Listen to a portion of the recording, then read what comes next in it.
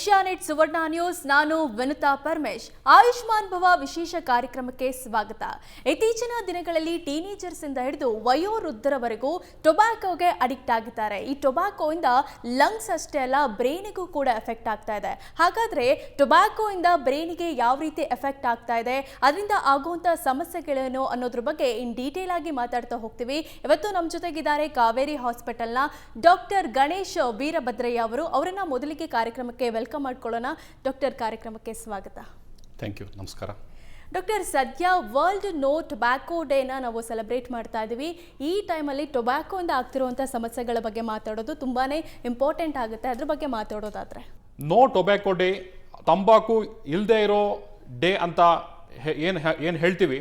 May 31 tobacco ನಮಗೆ ಬ್ರೈನ್ಗೆ ಯಾವ ಥರ ಅಫೆಕ್ಟ್ ಆಗುತ್ತೆ, ಸ್ಪೈನ್ಗೆ ಯಾವ ಥರ ಅಫೆಕ್ಟ್ ಆಗುತ್ತೆ ಅಂತ ಇವತ್ತು ತಿಳ್ಕೊಳ್ಳೋಣ. ಯಾಕೆ ಅಂತಂದರೆ ಎಲ್ರಿಗೂ ಗೊತ್ತಿರೋ ಪ್ರಕಾರ ತಂಬಾಕು ಆರ್ ಟೊಬ್ಯಾಕೋ ಲಂಗ್ಸ್ಗೆ ಅಫೆಕ್ಟ್ ಆಗುತ್ತೆ, ಲಂಗ್ ಕ್ಯಾನ್ಸರ್ ಮಾಡುತ್ತೆ ಅಂತ ಎಲ್ರಿಗೂ ಗೊತ್ತಿರೋ ವಿಷಯ. ಆದ್ರೂ ಯುವಕರಲ್ಲಿ ಇದನ್ನು ಯೂಸ್ ಮಾಡೋದು ತುಂಬ ದಿನೇ ಮತ್ತು ವರ್ಷನೂ ಜಾಸ್ತಿ ಆಗ್ತಾ ಇದೆ. ಇದು ಯಾವ ಥರ ಬ್ರೈನ್ಗೆ ಅಫೆಕ್ಟ್ ಆಗುತ್ತೆ, ಸ್ಪೈನ್ಗೆ ಅಫೆಕ್ಟ್ ಆಗುತ್ತೆ ಅಂತ ತಿಳ್ಕೊಳ್ಳೋಣ. ಎಲ್ಲರೂ ಸಾಮಾನ್ಯವಾಗಿ ಸ್ಮೋಕರ್ಸ್ ಹೇಳುವಂಥದ್ದು ಆಂಗ್ಸೈಟಿ ಆಯಿತು, ನನಗೆ ಏನು ಮಾಡಬೇಕು ಅಂತ ಗೊತ್ತಾಗಲಿಲ್ಲ, ಅದಕ್ಕಾಗಿ ನಾನು ಸ್ಮೋಕ್ ಮಾಡಿದೆ ಅಂತ ಹೇಳ್ತಾರೆ. ನಿಜವಾಗ್ಲೂ ಸ್ಮೋಕ್ ಮಾಡೋದ್ರಿಂದ ಆಂಗ್ಸೈಟಿ ಕಮ್ಮಿ ಆಗತ್ತಾ? ಸ್ಮೋಕಿಂಗ್ ಮಾಡಿದಾಗ ಏನಪ್ಪ ಅಂದರೆ, ಈ ಸ್ಮೋಕಿಂಗ್ ಸಿಗರೇಟು, ಬೀಡಿ ಯಾವುದೇ ಇರ್ಬೋದು, ಒಂದ್ಸಲ ಅದನ್ನ ನಾವು ತಗೊಂಡಾಗ ಅದರಲ್ಲಿ ಮೋರ್ ದೆನ್ 7,000 ಟಾಕ್ಸಿಕ್ ಕೆಮಿಕಲ್ಸ್ ಇದೆ ಅಂತ ಹೇಳ್ತಾರೆ. ಅದು ಒಂದ್ಸಲ ತಗೊಂಡಾಗ ಅದರಲ್ಲಿ ನಿಕೋಟಿನ್ ನಮ್ಮ ಬ್ರೈನಲ್ಲಿ ಹ್ಯಾಪಿ ಹಾರ್ಮೋನ್ ಅಂತೀವಿ, ಡೋಪಮೈನ್ ಅಂತ ಹೇಳ್ತೀವಿ, ಅದನ್ನ ಫಸ್ಟು ರಿಲೀಸ್ ಮಾಡುತ್ತೆ. ಅದರಿಂದ ಮನುಷ್ಯ ಹ್ಯಾಪಿ ಆಗ್ತಾನೆ ಇನ್ ದ ಬಿಗಿನಿಂಗು. ಆಮೇಲೆ ಪದೇ ಅಡಿಕ್ಟ್ ಆದಾಗ ಅದು it will become very toxic, ಮತ್ತೆ ಲೇಟರ್ ಮುಂದಿನ ದಿನಗಳಲ್ಲಿ ತುಂಬ ಹಾನಿಕಾರಕ ಮಾಡುತ್ತೆ ಬಿಕಾಸ್ ಆಫ್ ಅಡಿಕ್ಷನ್. ಎಲ್ರಿಗೂ ಗೊತ್ತಿರೋ ಪ್ರಕಾರ ಸ್ಮೋಕಿಂಗ್ ಮಾಡಿದ್ರೆ ತುಂಬ ಇದಾಗುತ್ತೆ ಅಂತ, ಬಟ್ ಆದರೆ ಇನಿಷಿಯಲ್ ಡೇಸಲ್ಲಿ ಆಗ್ಬೋದು, ಬಟ್ ಆಮೇಲೆ ತುಂಬ ಇಟ್ ಈಸ್ ಡೇಂಜರಸ್. ಡಾಕ್ಟರ್, ಇತ್ತೀಚಿನ ದಿನಗಳಲ್ಲಿ ಟೀನೇಜರ್ಸ್ ಜಾಸ್ತಿ ಅಡಿಕ್ಟ್ ಆಗ್ತಾ ಇದ್ದಾರೆ ಟೊಬ್ಯಾಕೋಗೆ. ಇದು ಅವ್ರ ಮೇಲೆ ಯಾವ ರೀತಿ ಪರಿಣಾಮ ಬೀರ್ಬೋದು? ಟೀನೇಜರ್ಸ್ ಅಲ್ಲಿ ನಾವು ನೋಡಿರೋ ಪ್ರಕಾರ ಇವಾಗ 15, 16, 17 ವರ್ಷದಲ್ಲಿ ಇವಾಗ ಪೇರೆಂಟ್ಸು ಹೇಳ್ತಾರೆ ಸಿಗರೇಟ್ ಸೇಯಬಾರ್ದು ಮತ್ತೆ ಬೀಡಿ ಸೇಯಬಾರ್ದು ಅಂತ. ಬಟ್ ಇವಾಗ ಟೀನೇಜಲ್ಲಿ ನಾವು ನೋಡಿರೋ ಪ್ರಕಾರ ಈ ಸಿಗರೇಟ್ಸ್ ಅಂತ ಏನು ಹೇಳ್ತೀವಿ, ಅದು ರ್ಯಾಪಿಡ್ ಆಗಿ ಎಲ್ರಿಗೂ ಇದಾಗ್ತಾ ಇದೆ. ಬಿಕಾಸ್ ಯಾಕೆಂತಂದ್ರೆ ಅದನ್ನ ಜಸ್ಟ್ ಪಾಕೆಟ್ ಅಲ್ಲಿ ಇಟ್ಕೊಂಡು ಹೋಗ್ಬಿಡ್ಬೋದು. ಮತ್ತೆ ಏನು ಬೆಂಕಿ ಪಟ್ಕೆ ಅಂತ ಹೇಳ್ತಾ ಇದ್ವಿ, ಆರ್ ಲೈಟರ್ ಅಂತ ಹೇಳ್ತಾ ಇದ್ವಿ, ಅದರ ಅವಶ್ಯಕತೆ ಏನಿಲ್ಲ. ಜಸ್ಟ್ ಹಾಗೆ ಅದು ಡಿಫರೆಂಟ್ ಫ್ಲೇವರ್ಸ್ ಅಲ್ಲೆಲ್ಲ ಬರುತ್ತೆ. ಇದರಿಂದ ತುಂಬಾ ಅಡಿಕ್ಷನ್ ಜಾಸ್ತಿ ಆಗಿ ನಿಕೋಟಿನ್ ಕನ್ಸಂಪ್ಷನ್ ಇಂದ ಲೇಟರ್ ಪಾರ್ಟ್ ಆಫ್ ದ ಲೈಫಲ್ಲಿ ತುಂಬಾ ಅಫೆಕ್ಟ್ ಆಗ್ತಾ ಇದೆ. ಎಸ್ಪೆಷಲಿ ಕಾಲೇಜ್ಗೆ ಹೋಗೋರು ಮತ್ತೆ ಈವನ್ ಸ್ಕೂಲ್ಸ್ ಅಲ್ಲೂ ಈ ತರ ಆಗೋದನ್ನ ನಾವು ನೋಡಿದೀವಿ, ಕೇಳಿದೀವಿ. ಡಾಕ್ಟರ್, ಇಷ್ಟು ದಿನ ಅಂದ್ರೆ ಸ್ಮೋಕ್ ಮಾಡೋದ್ರಿಂದ, ಟೊಬ್ಯಾಕೋ ತಗೊಳ್ಳೋದ್ರಿಂದ ಲಂಗ್ಸ್ಗೆ ಎಫೆಕ್ಟ್ ಆಗುತ್ತೆ ಅಂತಿತ್ತು. ಬಟ್ ಈಗ ಬ್ರೈನ್ ಕೂಡ ಎಫೆಕ್ಟ್ ಆಗುತ್ತೆ ಅಂತ ಹೇಳ್ತಿದ್ದಾರೆ. ಸೊ ಯಾವ ರೀತಿ ಇದು ಬ್ರೈನ್ಗೆ ಕನೆಕ್ಟ್ ಆಗುತ್ತೆ, ಬ್ರೈನ್ಗೆ ಯಾವ ರೀತಿ ಎಫೆಕ್ಟ್ ಆಗುತ್ತೆ ಅಂತ? ಇದು ತುಂಬಾ ಇಂಪಾರ್ಟೆಂಟ್ ಮತ್ತೆ ಒಳ್ಳೆ ಕ್ವಶನ್ ಅಂತಾನೆ ಹೇಳ್ತೀನಿ. ಯಾಕೆ ಅಂತಂದ್ರೆ ನಾನು ಹೇಳ್ದಂಗೆ ಮೋರ್ ದೆನ್ 7,000 ಟಾಕ್ಸಿಕ್ ಕೆಮಿಕಲ್ಸು ಇದರಲ್ಲಿ ಡಿಟೆಕ್ಟ್ ಆಗಿದೆ. ಮತ್ತೆ ಇದರಲ್ಲಿ ಕಾರ್ಸಿನೋಜನ್ಸ್ ಅಂತ ಹೇಳ್ತೀವಿ, ಕ್ಯಾನ್ಸರ್ ಮಾಡುವಂಥದ್ದು ಇದಾಗಿದೆ. ಲಂಗ್ಸಲ್ಲಿ ಜೊತೆಗೆ ಒಂದ್ಸಲ ಇದು ನಮ್ಮ ರಕ್ತಕ್ಕೆ ಎಂಟರ್ ಆದಾಗ ನಿಕೋಟಿನ್ ಮತ್ತೆ ಕಾರ್ಬನ್ ಮೊನಾಕ್ಸೈಡ್ ಮತ್ತೆ ಲೆಡ್ ಇದೆಲ್ಲ ಕಂಟೆಂಟ್ಸು ಏನು ಮಾಡುತ್ತಪ್ಪ ಅಂತಂದ್ರೆ, ಮತ್ತೆ ಟಾರ್ ಇದೆಲ್ಲನೂ ರಕ್ತನ ಮಂದ ಮಾಡಿಬಿಡುತ್ತೆ. ಒಂದು ರಕ್ತನಾಳದೊಳಗಡೆ ಎಸ್ಪೆಷಲಿ ಬ್ರೈನ್ ರಕ್ತನಾಳದ ಒಳಗಡೆ ಹೋದಾಗ ಒಂದು ಬ್ಲಡ್ ಕ್ಲಾಟ್ ಮಾಡುತ್ತೆ. ಅದನ್ನ ಮೆಡಿಕಲ್ ಕಂಡೀಷನಲ್ಲಿ ಈವನ್ ಪಾಲಿಸೈಥಿಮಿಯಾ ಅಂತ ಹೇಳ್ತೀವಿ, ರಕ್ತ ಕಣಗಳು ಜಾಸ್ತಿ ಆಗ್ಬಿಡುತ್ತೆ. ಇನ್ನೊಂದು ಏನಪ್ಪಾ ಅಂದ್ರೆ, ಬ್ರೈನಲ್ಲಿ ರಕ್ತನಾಳ ಏನಿದೆ ಎಂಡೋಥೀರಿಯಲ್ ಡ್ಯಾಮೇಜ್ ಅಂತ ಹೇಳ್ತೀವಿ. ಒಂದ್ಸಲ ಎಂಡೋಥೀರಿಯಲ್ ಡ್ಯಾಮೇಜ್ ಆದಾಗ ಅಲ್ಲಿ ಒಳಗಡೆ ಬ್ಲಡ್ ಕ್ಲಾಟ್ ಆಗಿ ಮೈನು ಬ್ಲಾಕ್ ಆಗುತ್ತೆ. ಆವಾಗ it can lead to stroke, brain stroke ಅಂತ ಹೇಳ್ತೀವಿ. ಈ ರಕ್ತನಾಳ ಏನಿದೆ, ಈ ರಕ್ತನಾಳನ ಇದು ಹೋಗ್ತಾ ಏನಾಗುತ್ತೆ ಅಂದ್ರೆ ಅಥೆರೋಸ್ಕ್ಲಿರೋಸಿಸ್ ಅಂತ ಹೇಳ್ತೀವಿ, ಏಜಿಂಗ್ ಪ್ರೋಸೆಸ್ ಅಂತ. ಆವಾಗ ರಕ್ತನಾಳ ಒಂದ್ಸಲ ವೀಕ್ ಆದ್ಮೇಲೆ ಒಂದು ಒಳಗಡೆ ಬ್ಲಡ್ ಕ್ಲಾಟ್ ಆಗಿ ಬ್ರೈನ್ ಸ್ಟ್ರೋಕ್ ಕಾಸ್ ಮಾಡ್ಬೋದು. ಇನ್ನೊಂದೇನಪ್ಪ ಅಂದ್ರೆ, ಆ ರಕ್ತನಾಳನ ತೆಳುವಾಗಿ ವೀಕ್ ಮಾಡಿಬಿಟ್ಟು ಅದರಿಂದ ಒಳಗಡೆ ರಕ್ತನ ಆಚೆ ಹಾಕ್ಬಿಟ್ಟು ಹೆಮೊರೇಜಿಕ್ ಸ್ಟ್ರೋಕ್ ಅಂತೀವಿ, ಇದೆಲ್ಲ ಕಾಸ್ ಮಾಡ್ಬೋದು. ಜೊತೆಗೆ ಅದು ಹೋಗ್ತಾ ಏನಾಗುತ್ತೆ ಅಂದರೆ ರಕ್ತನಾಳನ ಕಿರಿದು ಮಾಡಿಬಿಡುತ್ತೆ, ಚಿಕ್ಕದು ಮಾಡಿಬಿಡುತ್ತೆ. ಈ ಥರ ಚಿಕ್ಕದು ಮಾಡಿದಾಗ ನಮ್ಮ BP ಕಾಯಿಲೆ ಅಂತ ಏನು ಹೇಳ್ತೀವಿ ಅದೂ ಜಾಸ್ತಿ ಆಗ್ತಾ ಹೋಗುತ್ತೆ. ಇನ್ನೊಂದು ಒಂದ್ಸಲ ಅದು ರಕ್ತನಾಳಗಳು ಚಿಕ್ಕದಾದಾಗ ಈ ನಿಕೋಟಿನ್ನು ಮತ್ತು ಸ್ಮೋಕಿಂಗಲ್ಲಿರೋ ಅದರ್ ಟಾಕ್ಸಿಕ್ ಕೆಮಿಕಲ್ಸಿಂದ ಅದು ಚಿಕ್ಕದಾದಾಗ ಹಾರ್ಟ್ ಅಟ್ಯಾಕೇ ಅಲ್ಲದೆ ಬ್ರೈನ್ ಅಟ್ಯಾಕೇ ಅಲ್ಲದೆ ಮತ್ತು ಫ್ಯೂಚರ್ನಲ್ಲೂ ಬ್ರೈನಲ್ಲೂ ಕ್ಯಾನ್ಸರ್ ಬರೋ ಚಾನ್ಸಸ್ನ ಜಾಸ್ತಿ ಮಾಡುತ್ತೆ. ಇದೊಂದು ಮತ್ತೇನಪ್ಪ ಅಂದರೆ ಅದ್ರ ಜೊತೆಗೆ ಸ್ಪೈನಲ್ಲೂ ಇದು ಅಫೆಕ್ಟ್ ಆಗುತ್ತೆ. ಟೊಬ್ಯಾಕೋ ತಗೊಳ್ಳೋದ್ರಿಂದ ಮೆಮೊರಿ ಲಾಸ್ ಆಗುತ್ತೆ ಅಂತ ಹೇಳ್ತಾರೆ, ಹೌದಾ? ಮೆಮೊರಿ ಲಾಸ್ ಆಗುತ್ತೆ, ಯಾಕಾಗಿ ಈ ಸಮಸ್ಯೆ ಕಾಡ್ಬೋದು? ಸ್ಮೋಕಿಂಗು ಮಾಡಿದಾಗ ನಾನು ಆಲ್ರೆಡಿ ಹೇಳ್ದಂಗೆ ರಕ್ತನಾಳಗಳು ಕಿರಿದಾಗುತ್ತೆ ಅಂತ ಹೇಳಿದೆ. ಈ ರಕ್ತನಾಳಗಳು ಇತ್ತೀಚಿನ ಆಲ್ಮೋಸ್ಟು 1980 ಆರ್ 1990 ಅದಾದಮೇಲೆ 2000 ತನಕ ತುಂಬ ರಿಸರ್ಚ್ ಆದವು ಇದರಿಂದ. ಆವಾಗ ಇದ್ರ ಜೊತೆಗೆ ವ್ಯಾಸ್ಕುಲಾರ್ ಡಿಮೆನ್ಷಿಯಾ ಅಂತ ಹೇಳ್ತೀವಿ, ಮರ್ತು ಹೋಗೋದು. ಇದೂ ಬ್ರೈನಲ್ಲಿ ರಕ್ತನಾಳಗಳು ಕಿರಿದಾಗಿ ಪಾರ್ಟ್ ಆಫ್ ದ ಬ್ರೈನ್ಗೆ ರಕ್ತ ಸಂಚಾರ ಕಮ್ಮಿಯಾಗಿ ಬ್ರೈನ್ ಸೆಲ್ಸು ನಶಿಸಿ ಹೋದಾಗ memory disturbance, loss of focus, irritability ಇದೆಲ್ಲ ಫ್ರಾಂಟಲ್ ಲೋಬ್ ಡಿಸ್ಫಂಕ್ಷನಿಂದನೂ ಆಗುತ್ತೆ ಅಂತ research it shows. Doctor, usually smokers ಹೇಳೋದು, ನನಗೆ ಕೆಲಸ ಮಾಡ್ತಿದ್ದೆ, ನನ್ನ ಕನ್ಫ್ಯೂಷನ್ ಆಯಿತು, ಏನು ಮಾಡಬೇಕು ಅಂತ ಗೊತ್ತಾಗಲಿಲ್ಲ, ಅದಕ್ಕೆ ಹೋಗಿ ಒಂದು ಸ್ಮೋಕ್ ಮಾಡಿದೆ ಅಂತ ಹೇಳ್ತಾರೆ. ಬಟ್ ಸ್ಮೋಕ್ ಮಾಡೋದ್ರಿಂದನೂ ಕನ್ಫ್ಯೂಷನ್ಸ್ ಕ್ರಿಯೇಟ್ ಆಗುತ್ತೆ, ಅದು ಹೇಗೆ ಅಂತ? ಸ್ಮೋಕಿಂಗ್ ಮಾಡಿದಾಗ ಏನಾಗುತ್ತೆ ಅಂದರೆ ಒಂದ್ಸಲ ಅದು ನಿಕೋಟಿನ್ ಎಂಟರ್ ಆದಾಗ ಬ್ರೈನಲ್ಲಿ ಡೇಸಲ್ಲಿ ಏನಾಗುತ್ತೆ ಅಂತ ಹೇಳ್ದಂಗೆ ಡೋಪಮೈನ್ ಫಸ್ಟು ಇನ್ಕ್ರೀಸ್ ಆಗಿಬಿಡುತ್ತೆ. ಆವಾಗ ನೆಕ್ಸ್ಟು ಆಂಗ್ಸೈಟಿ ಅಂತ ಹೇಳ್ತೀವಿ. ಒಂದ್ಸಲ ಆಂಗ್ಸೈಟಿ ಆದಾಗ ರೆಸ್ಟ್ಲೆಸ್ನೆಸ್ ಆಗ್ತೀವಿ. ಈ ರೆಸ್ಟ್ಲೆಸ್ನೆಸ್ ಇಂದ ಕನ್ಫ್ಯೂಷನ್ ಆಗುತ್ತೆ. ಬ್ರೈನಲ್ಲಿ ಸ್ಮೋಕಿಂಗೂ ಅಷ್ಟೇ, ಸ್ಮೋಕಿಂಗ್ ಮಾಡಿದಾಗ ನಮ್ಮ ಬ್ರೈನ್ನ ಹೈಜಾಕ್ ಮಾಡಿಬಿಡುತ್ತೆ. ಅದು ಒಂದ್ಸಲ ಹೈಜಾಕ್ ಮಾಡಿದಾಗ ಮನುಷ್ಯನಿಗೆ ಗೊತ್ತಾಗಲ್ಲ ಅದು ಏನು ಮಾಡ್ತಾ ಇದ್ದೀನಿ, ಏನು ಮಾಡಲ್ಲ ಅಂತ. ಆವಾಗ ಪದೇ ಪದೇ ಅದೇ ಬೇಕು ಅಂತ ಕಾಡುತ್ತೆ ಬ್ರೈನು. ಆವಾಗ ಏನು ಮಾಡಬೇಕು ಅಂತಲೇ ಮನುಷ್ಯನಿಗೆ ಗೊತ್ತಾಗಲ್ಲ. ಇದನ್ನ ಹೈಜಾಕ್ ಅಂತಾನೆ ಹೇಳ್ಬೋದು ನಾವು, ಸ್ಮೋಕಿಂಗ್ನ ಬ್ರೈನ್ ಹೈಜಾಕರ್ ಅಂತ. ಒಕೇಶ್ನಲಿ ಸ್ಮೋಕ್ ಮಾಡೋರು ಇರ್ತಾರೆ. ನಾನು ಎವ್ರಿ ಡೇ ಸ್ಮೋಕ್ ಮಾಡಲ್ಲ, ಬಟ್ ಒಕೇಶ್ನಲಿ ಯಾವಾಗಾದ್ರೂ ಒಂದ್ಸರಿ ಸ್ಟ್ರೆಸ್ ಜಾಸ್ತಿ ಆದಾಗ ಇಲ್ಲ ಅನ್ನಿಸ್ದಾಗ ಒಂದು ಸ್ಮೋಕ್ ಮಾಡ್ತೀನಿ ಅಂತ ಇರ್ತಾರೆ. ಆ ಥರ ಸ್ಮೋಕ್ ಮಾಡೋರಿಗೆ ಬ್ರೈನ್ ಮೇಲೆ ಎಫೆಕ್ಟ್ ಆಗುತ್ತಾ? ಆ ಎಫೆಕ್ಟ್ ಆಗೋ ರೀತಿ ಹೇಗಿರುತ್ತೆ, ಎಷ್ಟಿರುತ್ತೆ ಅಂತ? ಸ್ಮೋಕು ಮಾಡಿದಾಗ ನಾವು ಸ್ಮೋಕಿಂಗ್ ಮಾಡಿದಾಗ ಅದು ಒಂದಿರ್ಬೋದು, ಎರಡಿರ್ಬೋದು. ಒಂದ್ಸಲ ಅದು ಟಾಕ್ಸಿಕ್ ಕೆಮಿಕಲ್ಸ್ ಅಂತ ಹೇಳಿ ಒಂದ್ಸಲ ಬಾಡಿಗೆ ಎಂಟರ್ ಆದಮೇಲೆ ಅದು ರಕ್ತನಾಳದ ಮೇಲೆ ಡೆಫಿನೆಟ್ಲಿ ಪರಿಣಾಮ ಆಗುತ್ತೆ. ಅದರ ವಿಷವಸ್ತುಗಳು ಬ್ರೈನ್ನಲ್ಲಿ ನಮ್ಮ ರಕ್ತದಲ್ಲಿ ಚಿಮ್ಮಿದಾಗ ಆಬ್ವಿಯಸ್ಲಿ ಅದು ಐದರ್ ಟೆನ್ಷನ್ ಜಾಸ್ತಿ ಆಗ್ಬೋದು, ಹೈಪರ್ ಟೆನ್ಷನ್, BP ಜಾಸ್ತಿ ಆಗ್ಬೋದು.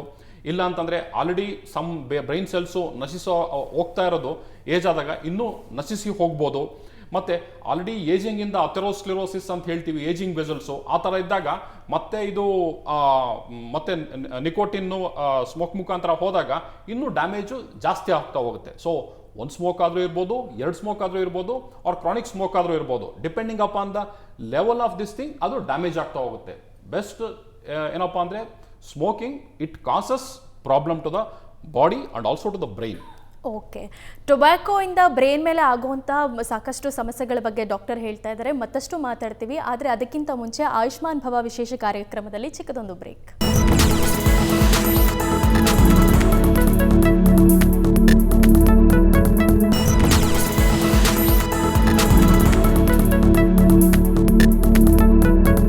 ಆಯುಷ್ಮಾನ್ ಭವ ವಿಶೇಷ ಕಾರ್ಯಕ್ರಮಕ್ಕೆ ಮತ್ತೆ ಸ್ವಾಗತ. ನಾವು ಟೊಬ್ಯಾಕೋಯಿಂದ ಬ್ರೈನ್ ಮೇಲೆ ಯಾವ ರೀತಿ ಸಮಸ್ಯೆಗಳಾಗುತ್ತಾ ಅನ್ನೋದ್ರ ಬಗ್ಗೆ ನಾವು ಮಾತಾಡ್ತಾ ಇದ್ವಿ.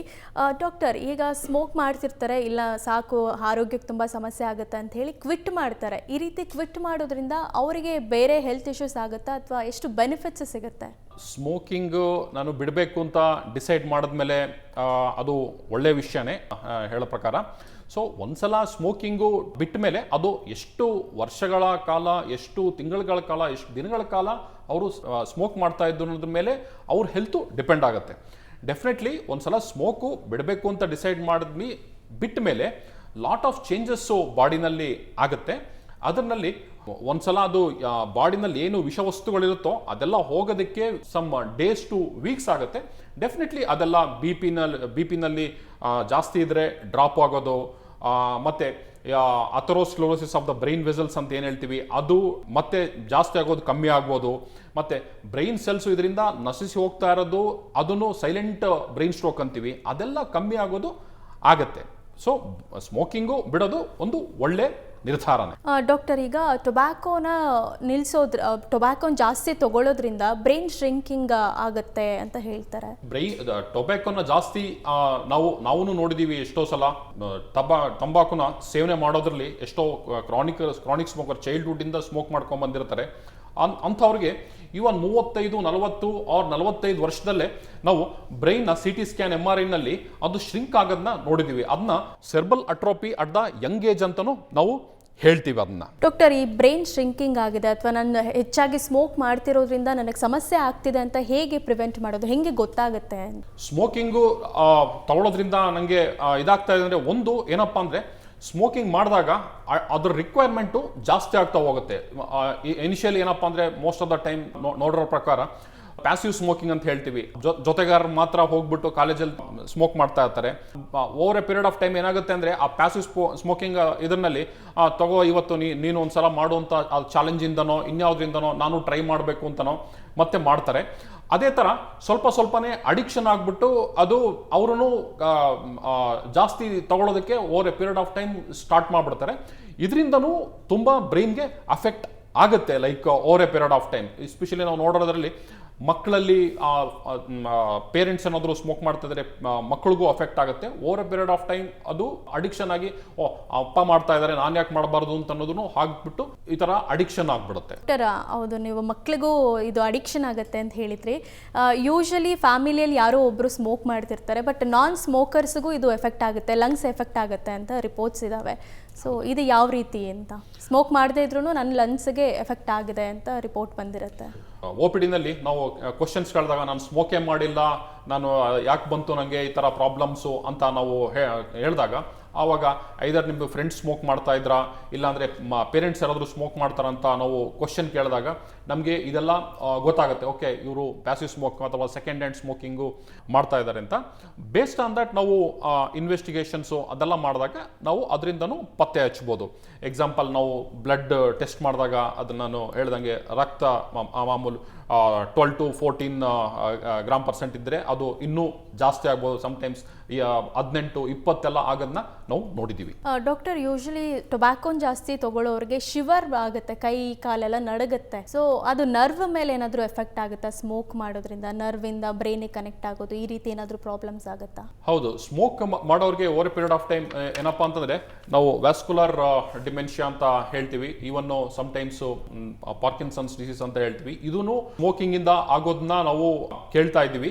ಸೊ ಈ ತರ ಆದಾಗ ಒಂದು ಸ್ಮೋಕಿಂಗು ಟ್ರೆಮರ್ಸ್ನು ಕಾಸ್ ಮಾಡ್ಬೋದು. ಒಂದು ಆಂಗ್ಸೈಟಿಯಿಂದ ಅದನ್ನ ಒಂದ್ಸಲ ಸ್ಮೋಕು ಎಷ್ಟೋ ವರ್ಷಗಳಿಂದ ಮಾಡ್ಬಿಟ್ಟು ಇವಾಗ ಮಾಡಲ್ಲ, 1-2 ದಿನ ಆಯಿತು, 3 ದಿನ ಆಯಿತು ಅಂದರೆ 4th ಡೇಗೆ ಅದು ಟ್ರೆಮರ್ಸ್ ಬರೋದಕ್ಕೆ ಶುರು ಆಗ್ಬೋದು. ಒಂದ್ಸಲ ಯಾವುದೇ ಒಂದು ಟ್ರೆಮರ್ಸ್ ಅಂತ ನಾವು ಬಂದಾಗ ಅದು ಯಾವ ಕಾರಣದಿಂದ ಆಯಿತು, ಏನಕ್ಕೋಸ್ಕರ ಆಗಿದ್ದು ಅಂತ ಅದನ್ನ ಎಕ್ಸ್ಪರ್ಟ್ ಮೀಟ್ ಮಾಡಿದಾಗಲೇ ಅದನ್ನ ಕಂಡುಹಿಡ್ಕೋಬಹುದು ಯಾಕೆ ಆಯಿತು ಅಂತ. But smoking is one of the risk factor for causing tremors also. Doctor, ಇಷ್ಟೆಲ್ಲ ಸ್ಮೋಕಿಂಗ್ ಸಮಸ್ಯೆ ಬಗ್ಗೆ ಮಾತಾಡಿದ್ಮೇಲೆ ಸ್ಮೋಕ್ ಯಾಕೆ ಮಾಡ್ತಾರೆ, ಯಾಕೆ ಮಾಡಬೇಕು ಅನ್ನೋ ಪ್ರಶ್ನೆ ಬಂದೇ ಬರುತ್ತೆ.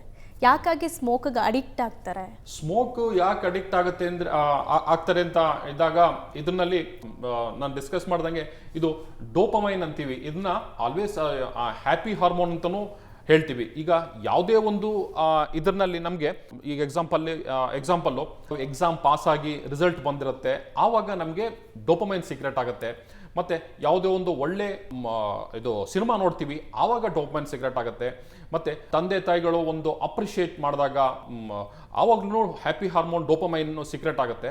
ಸೊ ಇದೆಲ್ಲನೂ ಸ್ಮೋಕ್ ಮಾಡಿದಾಗ ಈ ನಿಕೋಟಿನ್ ಮತ್ತೆ ಬೇರೆ ಸಬ್ಸ್ಟೆನ್ಸ್ ಏನಿದೆ ಅದು ತಗೊಂಡಾಗ್ಲೂ ಈ ಹ್ಯಾಪಿ ಹಾರ್ಮೋನ್ ರಿಲೀಸ್ ಮಾಡಿಬಿಡುತ್ತೆ. ಆವಾಗ ಇದು ಬೇಕು ಅಂತ ಮನುಷ್ಯನಿಗೆ ಆಗುತ್ತೆ.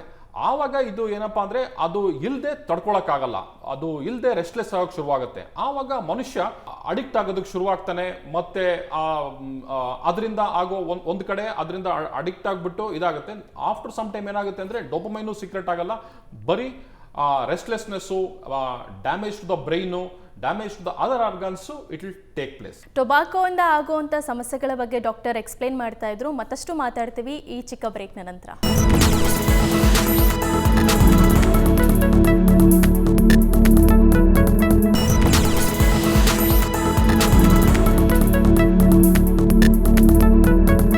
ಆಯುಷ್ಮಾನ್ ಭವ ವಿಶೇಷ ಕಾರ್ಯಕ್ರಮಕ್ಕೆ ಮತ್ತೆ ಸ್ವಾಗತ. ಸೊ ಟೊಬ್ಯಾಕೋಯಿಂದ ಆಗೋ ಸಮಸ್ಯೆಗಳ ಬಗ್ಗೆ ಮಾತಾಡ್ತಾ ಇದ್ವಿ. ಡಾಕ್ಟರ್, ಹೆವಿ ಸ್ಮೋಕ್ ಮಾಡೋದ್ರಿಂದ ಸ್ಟ್ರೋಕ್ ಆಗುತ್ತಾ? ಸ್ಟ್ರೋಕ್ ಆಗೋ ಚಾನ್ಸಸ್ ಇರುತ್ತಾ? ಸ್ಮೋಕ್ ಮಾಡಿದಾಗ over a period of time ಏನಾಗುತ್ತೆ ಅಂದರೆ ರಕ್ತ ಹೆಪ್ಪುಗಟ್ಟೋದಕ್ಕೆ ಶುರುವಾಗುತ್ತೆ.